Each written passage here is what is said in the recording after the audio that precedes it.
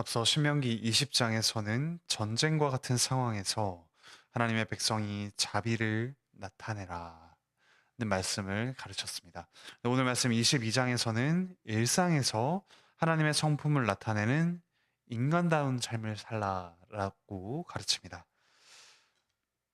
여기서 이웃과의 관계 그리고 가정을 하나님의 사랑이 스며들어 있는 공동체로 만들어가야 함을 알 수 있습니다.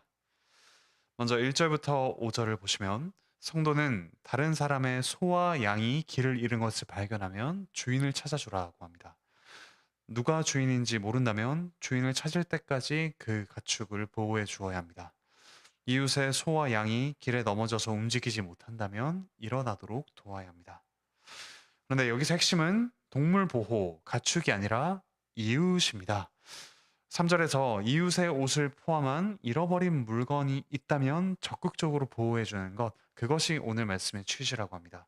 그 가축과 물건은 곧 나와 삶을 나누는 이웃의 소유이기 때문입니다. 곧 이웃을 적극적으로 돕는 것은 선택사항이 아니라 의무라고 가르칩니다. 5절에서는 여자가 남자의 옷을 입고 남자가 여자의 옷을 입지 말라고 합니다. 이것은 하나님의 창조 질서를 뒤집는 일이기 때문에 하나님께서 가증하게 여기시는 것이라고 합니다. 즉 하나님께서 주신 그 질서에 맞게 특별히 이 성별과 관련된 질서에 맞게 살라고 가르칩니다. 이어서 6절부터 7절에서 알이나 새끼를 품은 새를 보면 알이나 새끼는 가져갈 수 있지만 어미 새는 놔두라고 합니다. 그렇게 하면 네가 복을 누리고 장수하리라 라고 7절에서 이야기하는데 복을 누리고 장수하는 것, 이것은 10계명에서 5계명 곧 내 부모를 공경하라에 붙어있는 그 축복과 같은 말이죠. 백성들은 이렇게 어미새를 살려두면서 어미가 새끼를 낳아 기르는 일, 생명이 이어지고 하나님께서 그들을 보살피시는 일을 귀하게 여기는 마음을 동시에 길렀을 것입니다.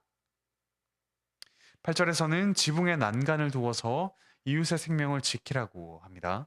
자신이 책임지고 있는 공간에서 예측할 수 있는 위험이 있다면 그것을 예방하는 것이 선택이 아니요 의무라고 합니다.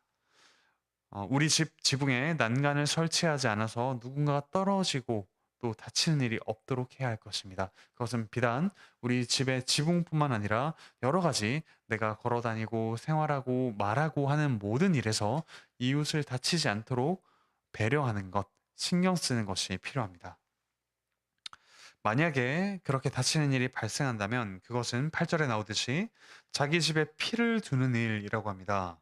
여기서 집을 강조하면서 가정 단위로 안전, 생명, 거룩에 대한 책임이 있음을 보여줍니다.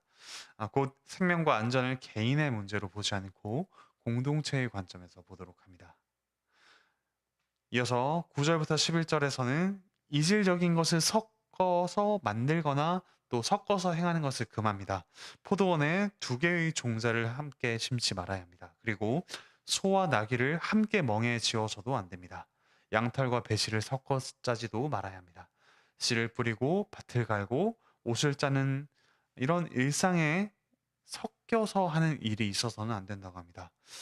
아마 모두 정결 예법과 관련된 것으로 보입니다. 특히 소는 성전에서 거룩한 제사로 바칠 수 있지만 나귀는 제사 예배에 사용할 수 없습니다.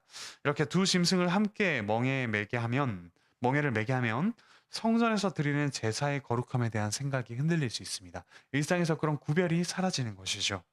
일상의 작은 일에서 서로 다른 것을 이렇게 섞어서 하다 보면 하나님의 백성이 이방과 구별된 거룩한 백성이라는 사실조차도 잊어버릴 수 있습니다. 하나님께서 구별하신 것들을 섞지 않는 것을 통하여 예배의 순결, 혼인의 순결, 이와 같은 일상의 거룩함을 훈련할 수 있었습니다. 그런데 신약 시대에 이르면 예수님께서 이 율법을 모두 완성하십니다. 그래서 더 이상 우리는 이와 같은 정결 예법을 그대로 지킬 필요가 없습니다. 하지만 그 안에 들어있는 정신은 우리가 그대로 더욱더 풍성하게 지켜가야 합니다. 우리가 거룩한 것을 개에게 주지 말라라고 하신 말씀도 있죠. 그리고 어, 우리가 타협하지 말아야 할 것들이 있습니다. 우리가 이 성적인 순결 그리고 주일에 하나님의 안식을 누리며 한 주의 시작을 그 안식으로 시작하여 일주일 모두를 우리 평생을 주님께서 시작하신 안식을 누리고 또 다가올 안식을 소망하는 일상의 리듬을 지켜가야 합니다. 정직함을 지켜가야 하고 우리가 아무도 보는 이 없을 때 우리가 하나님 앞에 서 있다라는 그 전인격적인 거룩함을 계속해서 지켜가야 할 것입니다. 이어서 또 12절부터 30절에서는 성과 혼인에서 여성의 인권에 관한 가르침을 줍니다.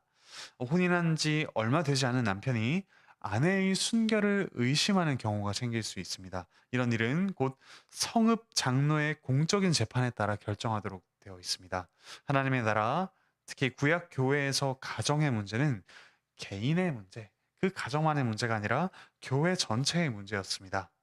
이 경우에 아내가 순결하다는 사실이 확증된다면 남편은 장인에게 은 100세겔을 주어야 합니다. 그 아내를 돌보던 머리였던 그 장인의 명예를 실추시켰기 때문에 은 100세겔을 주어야 합니다. 아마 원래 주어야 할 혼인 예물의 2배에 해당하는 가격일 것입니다. 그리고 평생 그 순결한 아내와 이혼하지 못하도록 합니다. 그러나 아내가 만약에 혼전에 순결하지 못함이 드러난다면 그 아내를 죽이도록 했습니다. 이를 통해 이스라엘 가운데 악을 제해야 했습니다. 한편 혼인한 각각의 남녀가 가늠한 경우, 합의하여 가늠한 경우에는 둘 다 돌로 쳐서 죽이게 합니다. 여자뿐만 아니라 남자도 함께 벌을 받게 합니다. 남자가 다른 남자의 약혼녀와 동침한 경우에도 처벌의 대상이 됩니다. 이 당시에는 약혼을 거의 혼인과 같은 수준으로 보았습니다. 어, 특별히 사람들의 왕래가 많은 성읍에서 이 관계가 이루어진다면 이것은 일방적인 성폭행으로 보지 않습니다. 여성이 동의하여 쌍방으로 관계한 것으로 봅니다. 그래서 남녀 모두 죽여 백성 중에 악을 제거하게 합니다. 그런데 한편 한 남자가 다른 남자의 약혼녀와 동침하였는데 그 여성이 성폭행 당했다고 주장할 수 있습니다. 그때 여성에게 잘못이 없는 것으로 간주하죠. 그 들에서는 사람들이 없는 곳에서는 아무리 소리쳐도 도와줄 사람이 없었던 것이 분명하기 때문입니다. 이렇게 성폭행을 한 남자는 사람을 쳐 죽인 것과 같은 큰 범죄로 간주하여 처벌합니다. 연약한 여성이 사회적으로도 또 신체적으로도 약한 이가 피해를 당하지 않도록 보호하기 위함이죠. 또 한편으로 미혼 남자가 약혼하지 않은 처녀와 동침한 경우가 있습니다. 이때는 돌로 쳐 죽이기까지 하진 않습니다. 다만 그 남자는 반드시 그 여자와 혼인해야 합니다. 처녀의 아버지에게 결혼 지참금 역시 정당하게 지급해야 합니다. 또한 앞으로 어떤 일이 있어도 이혼할 수 없도록 합니다. 혼인 전에 동침한 것은 분명 잘못이지만 그 가정을 세워서 그 문제를 해결하는 데 초점을 맞추어 접근합니다. 이어서 30절에서는 아들이 아버지의 아내와 동침해서는 안 된다고 합니다. 여기서 아버지의 아내라는 표현은 이 여인이 아버지의 재혼녀이거나 둘째 부인임을 암시합니다. 그런 경우에도 아들이 아버지의 침실을 더럽히지 못하도록 했습니다. 침실은 그 부부만의 공간이고 아무리 가까운 사이라고 하더라도 성의 순결을 침범해서는 안 되었습니다. 사랑하는 형제자매 여러분, 오늘 말씀을 통하여 하나님께서는 우리의 지극히 작은 일상에도 관심이 있음을 알 수 있습니다. 그 관심은 곧 우리의 거룩함입니다. 우리가 하나님 앞에서 늘 살아감을 기억할 때 이 세상에서 다른 사람이 모두 그렇게 하더라도 하나님이 원하시는 다른 방식을 택하게 됩니다.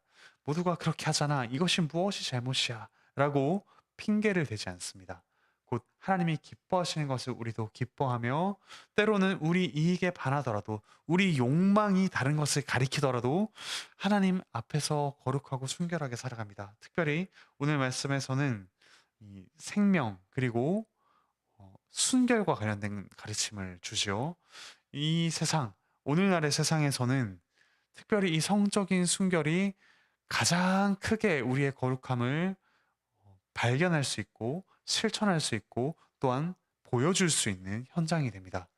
이 세상에서는 지금 결혼하기 전에 동거해보고 살만하면 결혼하거나 아니면 그대로 동거하면서 언약 관계 밖에서 살아가는 것이 상식이요 지혜처럼 되었습니다. 하지만 우리가 이 성적 순결이라는 것을 지켜갈 때 우리가 하나님과만 관계를 맺는 하나님께만 우리의 충성을 다하며 이 영생을 누리는 관계를 참으로 이 땅에서 누릴 수 있습니다. 우리의 어떤 혼인 관계는 단순히 인간 대 인간으로서 충성하는 것을 넘어 하나님만을 섬기는 이 관계, 하나님과의 영원한 사귐을 담는 일시적인 하지만 거룩한 그릇으로서 우리가 혼인 관계를 누립니다. 그러므로 이 혼인 관계 속에서 성을 누려가십시오. 아직 결혼하지 않은 분들이 있다면 이 영원한 연합의 기쁨을 누리는 일시적인 그 그릇을 연합의 그릇을 어, 누릴 수 있게 해달라고 하나님께 구하시기 바랍니다. 어, 혹여나 하나님께서 독신의 은사를 주셨다면 함께 교회의 몸된 지체로서 그 교제를 누리는 기쁨을 더욱더 풍성하게 누려가시길 바랍니다. 그리고 이미 결혼하신 분들은 이와 같은 거룩한 순결한 결혼 생활을 하시면서 남편은 아내를 그리스도께서 자신을 주신같이 사랑하고 아내는 교회가 그리스도에 하듯이 복종하며 그와 같은 아름다운 연합을 이루어 가시길 바랍니다. 그 일상, 가장 간과하기 쉬운 그 일상에서 하나님과의 거룩한 관계를 누려가시기 바랍니다. 이 거룩을 위해 그리스도께서 오셨습니다. 그분은 끊임없이 간음하는 그분의 백성을 구원하시고 깨끗하게 하시기 위하여 십자가에서 간음의 죄를 지고 또 살인의 죄를 지고 이와 같은 일상에서 거룩함을 지키지 못했다라는 그런 우리의 모든 죄를 지고 죽으셨습니다. 그토록 그리스도께서는 우리를 사랑하시며 우리를 거룩하게 하기 위해 정말 이 세상과 구별되는 그 사랑의 은혜를 베풀어 주셨습니다. 그 은혜를 받은 우리가 이제 그리스도와 연합하여 일상의 모든 부분에서 거룩함을 이루어갈 수 있습니다. 그와 같은 주님과 동행하며 그리스도와 연합하며 누리는 일상의 거룩함을 맛보시길 그리고 이 세상에 드러내시기를 바라고 축복합니다. 기도합시다. 하늘에 계신 우리 아버지 하나님 참으로 감사드립니다. 하나님께서는 저희의 가장 주목할 만하지 않은 그런 일상의 작은 부분까지도 하나님께서 보시며 또한 관심을 가지시며 그곳에서조차 저희가 하나님을 닮기를 원하시고 그렇게 할 때 기뻐하시는 하나님이심을 감사드립니다. 하나님을 찬양합니다. 하나님 저희가 하나님의 성품을 닮아 하나님의 형상으로 회복되어 가며 그렇게 빚어져 갈 수 있도록 주께서 은혜 베풀어 주시옵소서. 이 세상이 모두 그렇게 가더라도 하나님이 기뻐하시는 길이 다르다면 그 좁은 길을 따라가게 하여 주시옵소서. 그리고 이 길이 결코 억지로 끌려가기만 하는 길이 아니라 저희를 위해 자기를 내어주신 그리스도와 함께 동행하는 참으로 복되고 기쁜 길임을 경험하며 고백하며 그렇게 걸어가자고 서로를 권할 수 있도록 주께서 은혜 베풀어 주시옵소서. 가정과 직장과 학교에서 오늘도 이 믿음의 씨름을 하는 이들이 있습니다. 이들에게 하나님의 긍휼하심, 거룩하심, 순결하심을 누리며 또한 닮아가며 드러내는 하루가 되게 하여 주시옵소서. 몸과 마음의 아픔이 있는 이들 주께서 속히 회복시켜 주시옵소서.